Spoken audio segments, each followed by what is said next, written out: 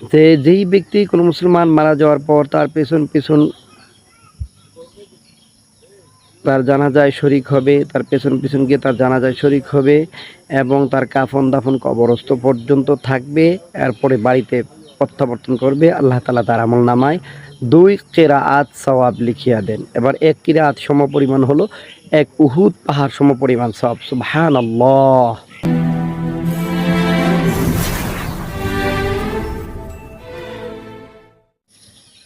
আসসালামু আলাইকুম ওয়া রাহমাতুল্লাহি ওয়া বারাকাতুহু ওয়া মাগফিরাহ। সম্মানিত ভিউয়ার্স, যারা যেখান থেকে আমার আজকের এই ভিডিও দেখতেছেন সকলকে জানাচ্ছি প্রাণঢালা অভিনন্দন ও শুভেচ্ছা। আশা করি সকলে অনেক বেশি ভালো আছেন। মহান রব্বুল আলামিনের কৃপায় আমি আলহামদুলিল্লাহ অনেক বেশি ভালো আছি। প্রতিনিয়তই আমি আপনাদের মাঝে হাদিস মোবারকার আলোচনা করে আসছি। আমি চাই আমার প্রত্যেকটা হাদিসের কথার মানুষের কাছে পৌঁছে যাক, আর এইটা শুনে যদি কোনো একজন যদি নিজের জীবনটাকে পরিবর্তন করার জন্য আমার এই কথাগুলো তার সহযোগিতা হিসেবে কাজে লাগে, তাহলে মহান রব্বুল আলামিনের দরবারে আমি ধন্য। আলহামদুলিল্লাহ, আজকের এই ভিডিওতে আমি আলোচনা করব আল্লাহ রাসূল সাল্লাল্লাহু আলাইহি ওয়াসাল্লাম মানুষের মৃত্যুর পর জানাজার নামাজের কথা, এর ফজিলত কি সেই সম্বন্ধে সংক্ষিপ্ত আলোচনা করব। আমরা সবাই জানি যে জানাজার নামাজে শরীক হইলে সওয়াবের ভাগীদার হই। তো আল্লাহ রাসূল সাল্লাল্লাহু আলাইহি ওয়াসাল্লাম সেই বর্ণনা করলেন, যদি কোনো মুসলমান অধিক সওয়াবের ভাগীদার হতে চায়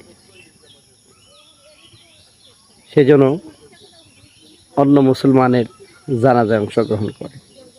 শুধু তাই নয়, এছাড়া অন্য কিছু কথা রয়েছে, সেটা হলো আপনিও মুসলমান, আমিও মুসলমান। আপনার আমার টাকা পয়সা হওয়ার পর অথবা বংশের গৌরবের কারণে অথবা বংশের পদমর্যাদার কারণে নিজের ভিতরে একটা অহংকার পয়দা হইতে পারে, একটা গৌরব সৃষ্টি হইতে পারে, যেটা আল্লাহ তাআলা অহংকার এবং গৌরব দাম্ভিকতাকে আল্লাহ তাআলা পছন্দ করেন না।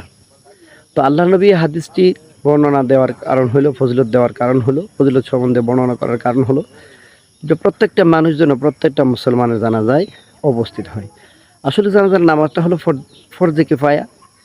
ফরজে কিফায়া বলতে ওই ধরনের ইবাদতকে বোঝা হয় কোনো কওম বা কোনো এলাকা, কোনো গোষ্ঠী বা কোনো বংশধর থেকে অল্প কিছু সংখ্যক লোক যদি এখানে শরিক হয়, জানাজাতে শরিক হয়, তাহলে তার কওমের বা বংশের হক আদায় হয়ে যায়।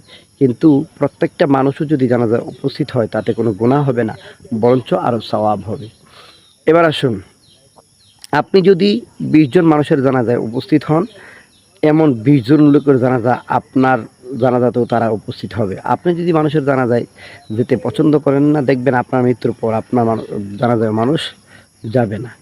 এবার আসুন, নবীজি বলেছেন যে যেই ব্যক্তি কোনো মুসলমান মারা যাওয়ার পর তার পেছন পেছন তার জানাজায় শরিক হবে, তার পেছন পেছন গিয়ে তার জানাজায় শরিক হবে এবং তার কাফন দাফন কবরস্থ পর্যন্ত থাকবে, এরপরে বাড়িতে প্রত্যাবর্তন করবে, আল্লাহ তাআলা তার আমল নামায় 2 কিরাআত সওয়াব লিখিয়া দেন। এবার 1 কিরাআত সমপরিমাণ হলো 1 উহুদ পাহাড় সমপরিমাণ সওয়াব। সুবহানাল্লাহ।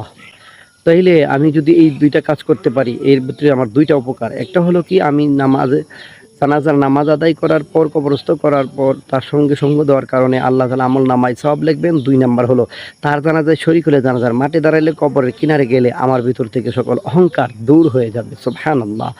আর এরপরে নবীজি বলছেন, আর যদি কেউ কোনো কাজের কারণে বা কোনো সমস্যা থাকার কারণে বা সময় না থাকার কারণে সে যদি শুধু জানাজায় শরিক হয়, তাহলে আল্লাহ তাআলা তার আমল নামায় 1 কিরাআত সমপরিমাণ সওয়াব লিখিয়া দেন। সুবহানাল্লাহ।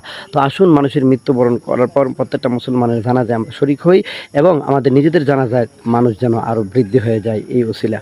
আল্লাহ তাআলা আমাদের প্রত্যেককে বোঝার তৌফিক দান করুন, সকলকে বুঝে শুনে আমল করার তৌফিক দান করুন, বেশি বেশি মানুষের জানাজায় শরিক হওয়ার তৌফিক দান করুন। ভিডিওটি ভালো লাগলে শেয়ার করে দেবেন। আসসালামু আলাইকুম ওয়া রাহমাতুল্লাহি ওয়া বারাকাতুহু।